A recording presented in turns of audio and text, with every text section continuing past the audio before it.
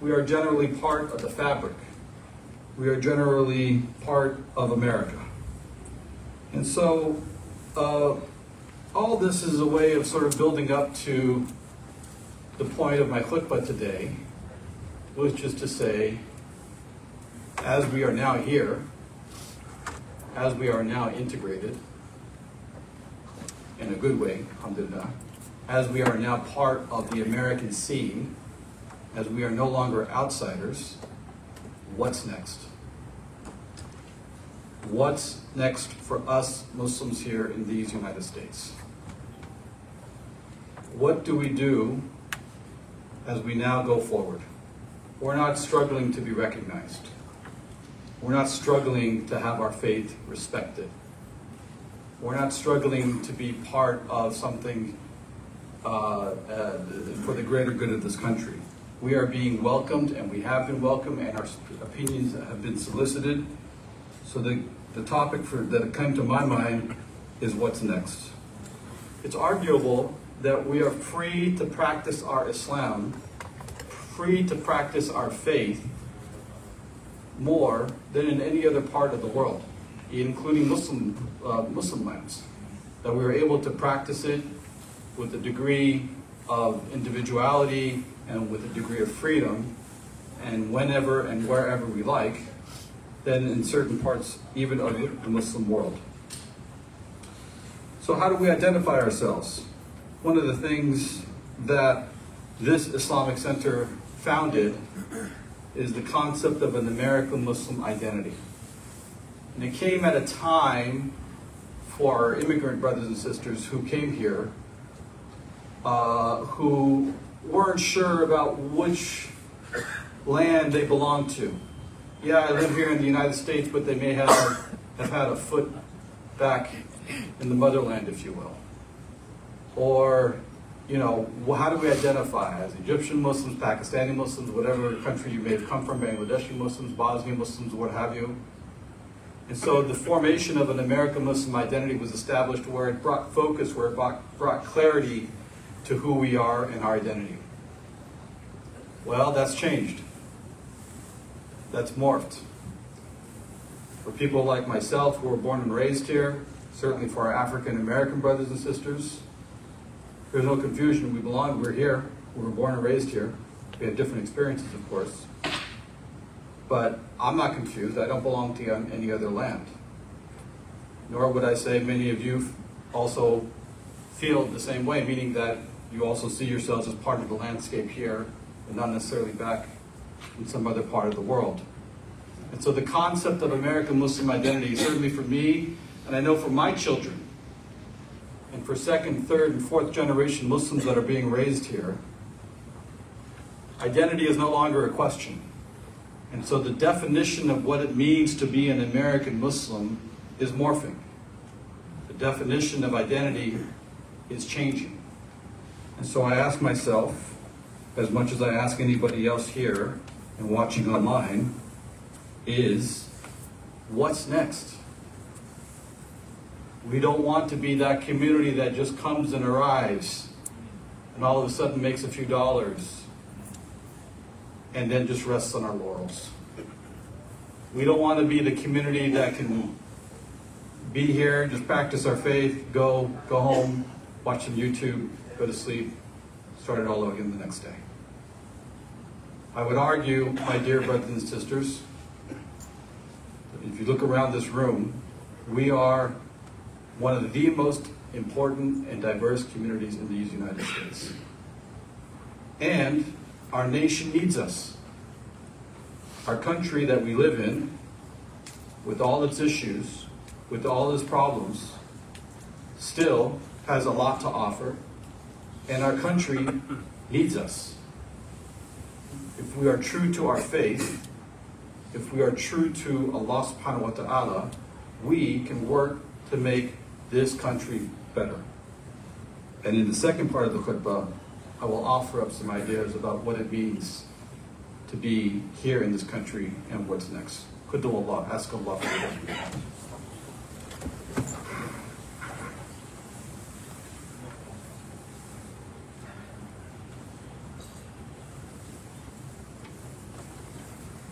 Alhamdulillah, wassalatu wassalamu ala Rasulullah, ashhadu an la ilaha illallah wahdahu la sharika lah, wa ashhadu anna Muhammadan abdullahi wa rasuluh.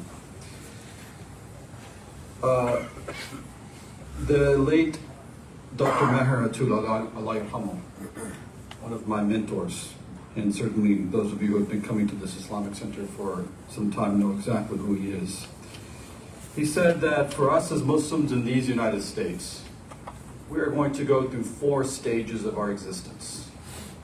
4 stages of our existence. The first stage is to be known. That the society that we live in knows about who we are. And I would argue we are past that stage. The second stage is to be respected. That once people know who we are, that our fellow non-Muslim Americans will respect us, respect our faith, respect our community. And I would argue that we are past that stage as well. It's got its issues, but I would argue we are past that stage. The third stage is to have influence. Once you are known, once you are respected, now what do? You have influence. Influence in politics, influence in the media, influence in society around you, influence in the facets of our living here. And I would argue that we are sort of in that stage now. And the fourth stage is to create change.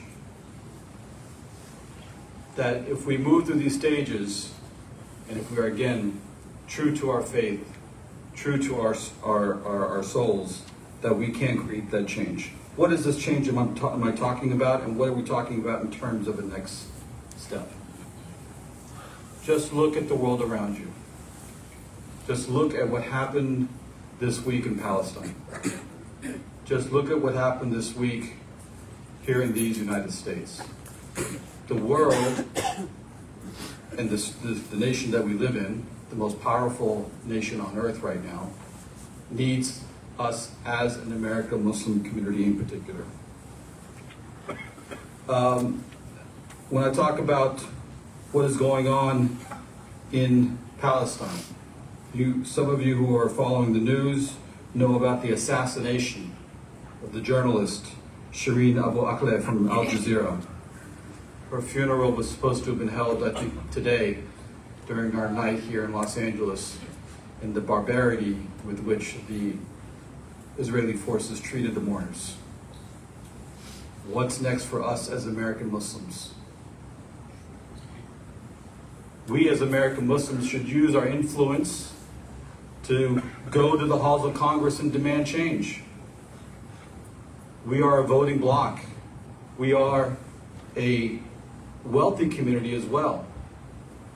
It is time for us to stop issuing statements and condemnation and actually get bills put on the floor of the House of the United States Congress to create change.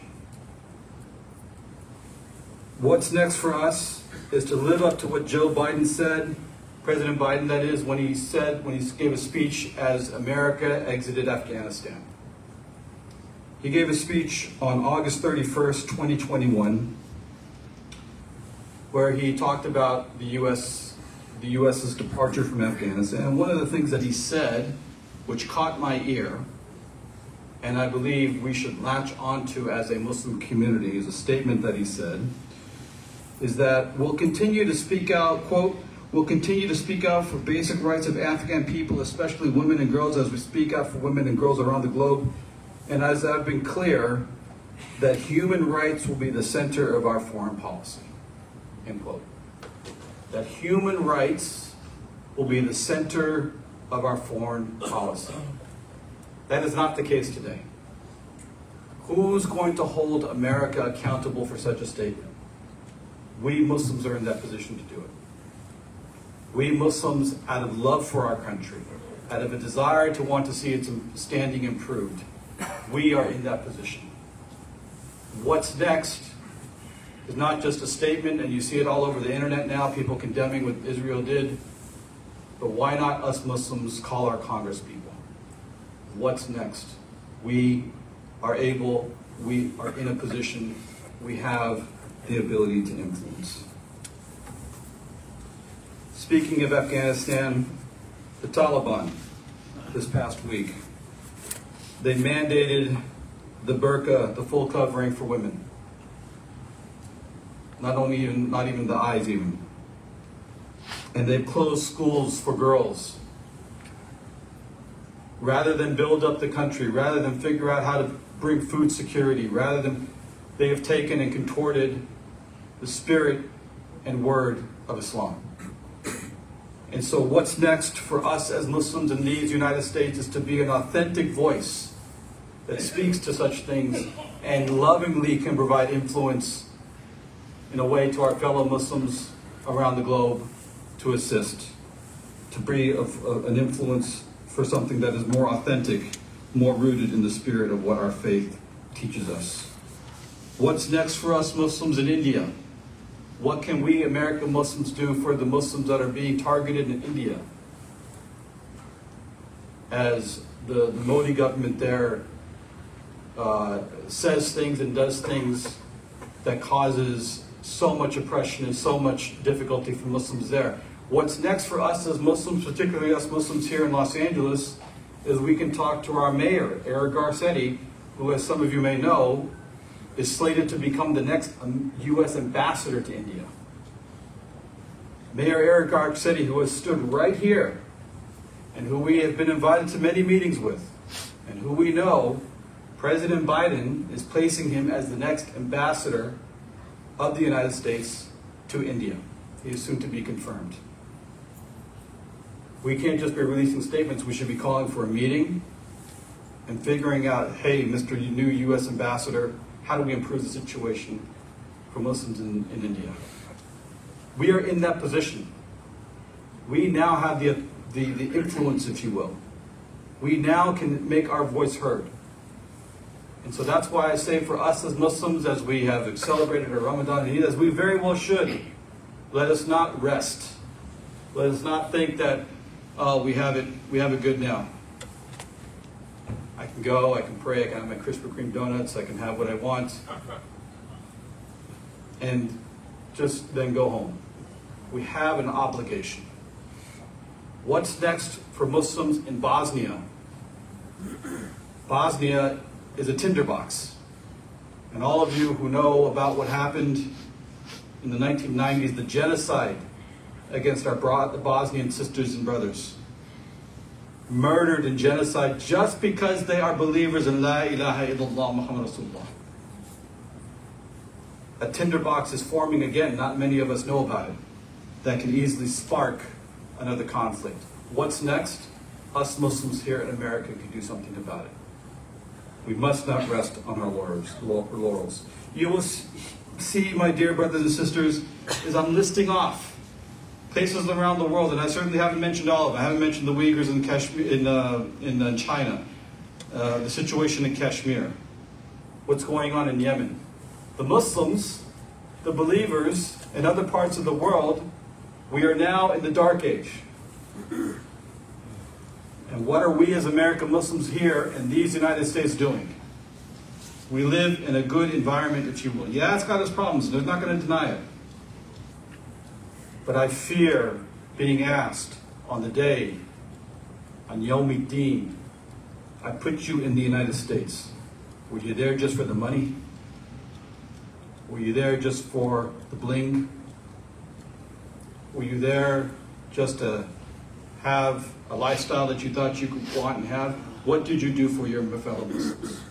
And I would say collectively, and this is more of a collective reminder, first to myself, I want to be very clear, and then to others, that we have an obligation. But let me just say that it's more than just in other parts of the world. We Muslims have a responsibility to our nation where we live.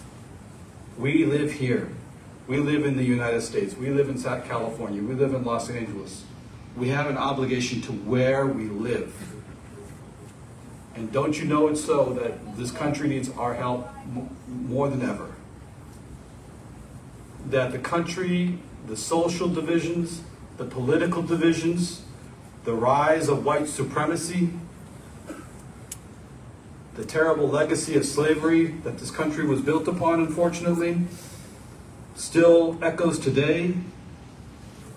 We have an obligation as Muslims in these United States to help mend, to help build, to help bring justice, to help bring a new existence. And it's not going to be easy, no question about it. The demographics of our country are changing. It's going from majority white to majority of minorities, meaning that the white population will be less than 50% of the population, I think, in the year 2050 or something like that. And the majority of Americans will be minorities, black and brown and what have you people. And we as Muslims, as part of that, have a responsibility to help bring our country forward, to help work our society such that our fabric is strengthened and not ripped apart. And we do it not because it's the right thing to do or because somehow we inherit. It is because our faith teaches us that we are a community of the middle way, that we are a community of moderation, and that we are here as one of the best communities that Allah subhanahu wa ta'ala has brought to humankind. There was a convention of several years ago of the Muslim Public Affairs Council where the former presidential advisor to President Barack Obama named Van Jones came and spoke. And he said something that I'll never forget.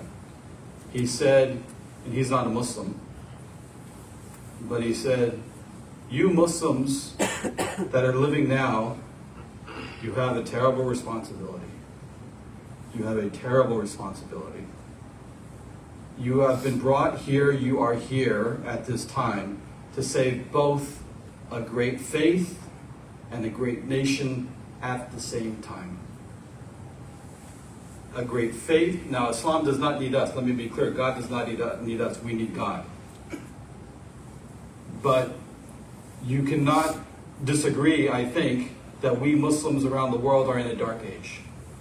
And so we are here in this most freest of lands, most prosperous of lands, and we are here to save both our community around here and around the world and the nation. It's a non-Muslim that recognized that. It's a non-Muslim that saw who we could be and who we are, who can become, I should say. Let us recognize it as well. And look, I get it. We all have issues in our lives. Financial issues, family issues, health issues. Nobody said life is going to be easy. But our faith teaches us that in order to practice our faith, it is more than just the 5 daily prayers. It is more than just the fasting. As it says in Surah Al-Asr, Bismillahir-Rahmanir-Rahim, wa asr inna al-insana lafi khusr. Illa alladhina amanu wa amilu salihat. The two are coupled together. Illa alladhina amanu. Those who have faith in their heart, wa amilu salihat, and do good works. We are not a religion or a faith of its aestheticism, that we go lock ourselves up in a dark room and practice our faith like a monk. We are a religion of doing. We are a religion of action. But it is doing and action rooted in La ilaha illallah Muhammad Rasulullah in our hearts and in our souls. It is a religion that is moderate and balanced in how we carry forward our actions and ourselves. And so that underpins much of what we should, the spirit of what we should reflect. One final component to all this is our young people. Muslim youth, even non-Muslim youth. The past 20, 25 years, with the rise of social media, and especially during the pandemic, has brought with it distinct challenges, distinct problems, distinct issues that have given rise to serious mental health issues. serious issues of depression. Some of you here, some of you watching online know exactly what I'm talking about. And for others who say, well, you know, just pray your 5 prayers and ask God, of course you start with that, no question about it. But there are deep medical issues that have to be looked at as well. We Muslims, and the responsibility for us as Muslims in society, is to help recognize that and help deal with that. Muslim youth, and there's a statistic that I mentioned in the past, in I think it was 2019, in Orange County, just one county away, 30 Muslim youth committed suicide. That's between them and their maker, of course, but 30 Muslim youth committed suicide, and I have nothing but compassion for those souls. What did they go through to have to then take their own lives, their God-given lives? What were they going through? What has happened? And it's a question now for us, the living. It's a question now for us, those of us who claim to be believers in La ilaha illallah, to figure that out. You can't just condemn those people and say, astaghfirullah, they shouldn't have committed suicide then. That's not our role. That's not our place. If God wants to do that, that's up to God. For us, we have to figure out how to improve the lives of those who are living. And so, there is so much that we have to do. I hope we all had a good Ramadan. I hope we all had a good Eid. I hope we enjoyed and tasted the sweetness of good family times and having fun during this period. And I hope, inshallah, all of you are successful in whatever realms that you are in. But let us recognize the special place and time in history that we are in, and the special responsibility that we have. And the final thought is sort of an egalitarian thought. I don't know if it's ever going to be the case. I think about it from time to time. I don't know. We are Muslims from so many different ethnicities, from so many different cultures, from so many different races. SubhanAllah. We are a picture in many respects in this nation of what God subhanahu wa ta'ala has created around the world. Wouldn't it be fantastic if we transcend what makes us different, respect and appreciate and understand what makes us different, but transcend that, our souls, our hearts, to really put La ilaha illallah Muhammad Rasulullah at the centerpiece, and so we have people from different backgrounds, different races, different colors, coming together, working for one cause, and being, that is what defines us, not anything else. That's a dream. I don't know if it makes sense. I don't know if I'm conveying myself well enough, but inshallah, we can work together as different parts of one. Oh Allah, please indeed guide us to the straight path. Please help us avoid wrongful behavior and sin. Oh Allah, please help our diverse community to be more cohesive and develop stronger bonds. Please grow together with the intent of serving in your way. Oh Allah, please help our country, help the righteous, and help us be principled. Iqamat as-salah.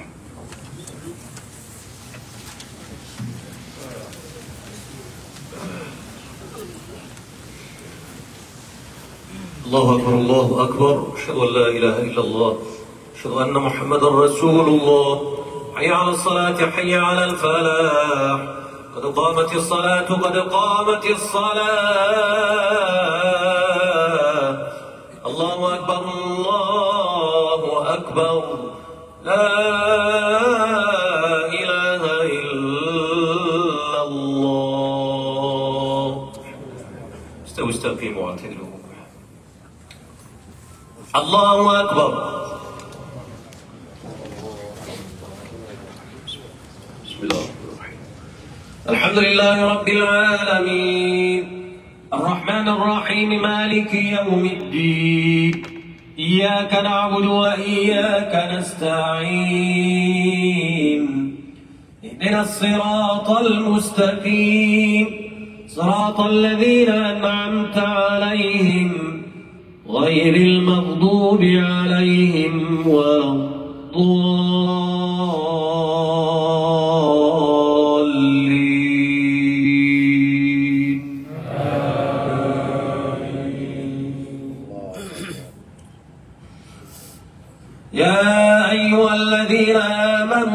واتقوا الله وقولوا قولا سديدا يصلح لكم أعمالكم ويغفر لكم ذنوبكم ومن يطع الله ورسوله فقد فاز فوزا عظيما. إنا عرضنا الأمانة على السماوات والأرض والجبال فأبين أن يحملنها وأشفقن منها وحملها الإنسان إنه كان ظلوما جهولا. ليعذب الله المنافقين والمنافقات والمشركين والمشركات ويتوب الله على المؤمنين والمؤمنات وكان الله غفورا رحيما. الله أكبر.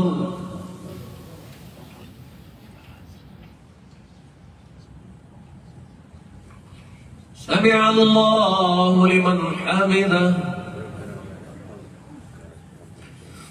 الله أكبر.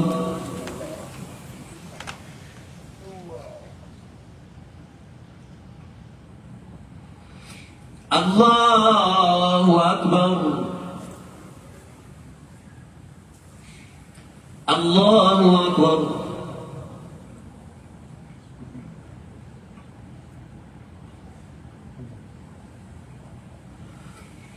الله أكبر. بسم الله الرحمن الرحيم. الحمد لله رب العالمين الرحمن الرحيم مالك يوم الدين إياك نعبد وإياك نستعين اهدنا الصراط المستقيم صراط الذين أنعمت عليهم غير المغضوب عليهم ولا الضالين.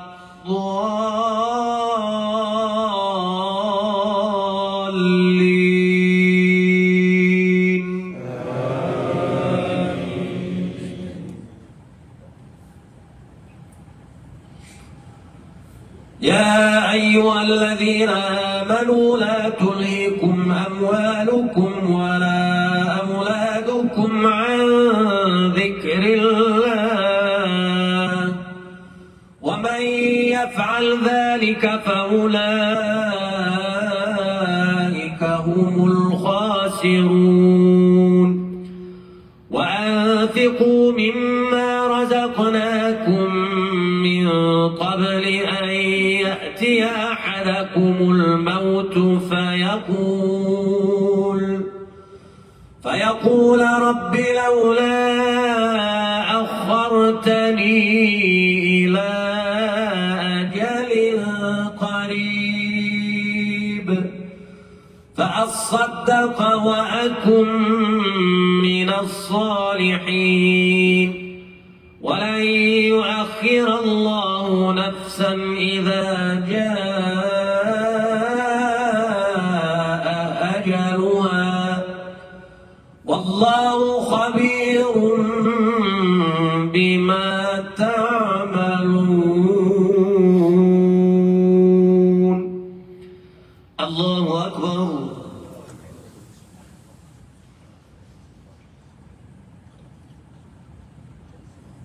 سمع الله لمن حمده. الله أكبر.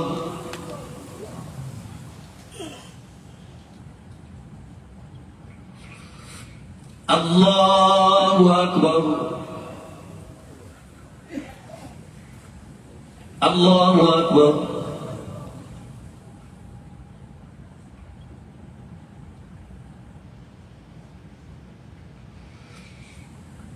الله أكبر. تحيات لله والصلاة.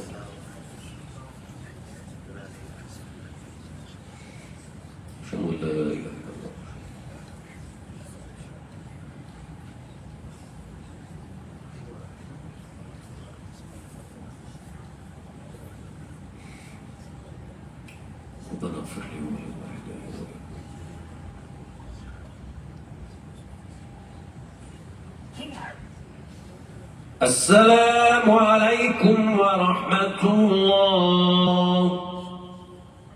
السلام عليكم ورحمة الله. استغفر الله.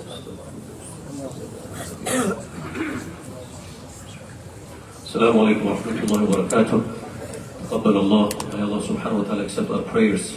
I'd like to thank our Khatib for the Khutbah. Jazakumullah khair. May Allah subhanahu wa ta'ala bless you and bless your family members.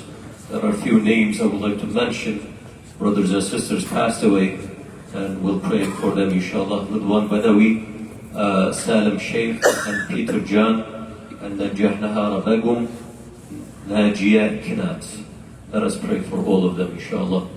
اللهم اشف مرضانا وارحم موتانا اللهم اغفر للمؤمنين والمؤمنات والمسلمين والمسلمات الأحياء منهم والأموات إنك سميع قريب مجيب الدعوات. O Allah, the most merciful, the most compassionate, please grant healings for those who are sick. Please have mercy upon the souls of those who passed away. Forgive their shortcomings and mistakes and accept them in the highest level of paradise. Ameen. Walhamdulillahi Rabbil Alameen. I would like to remind you that our thrift store and the bookstore is open. Please check it out and purchase stuff to help our school and the center. And then also tomorrow we will have our food pantry at 9:30 a.m. Please show up if you wish to volunteer. And our nightly programs has just started on Mondays and Thursdays at 8:30 p.m. via Zoom. Inshallah, please join us. The message of the Quran is on Monday. And the highlights of the Quran is on Thursday, inshallah. Until next time, assalamu alaikum wa rahmatullahi wa barakatuh. Take care.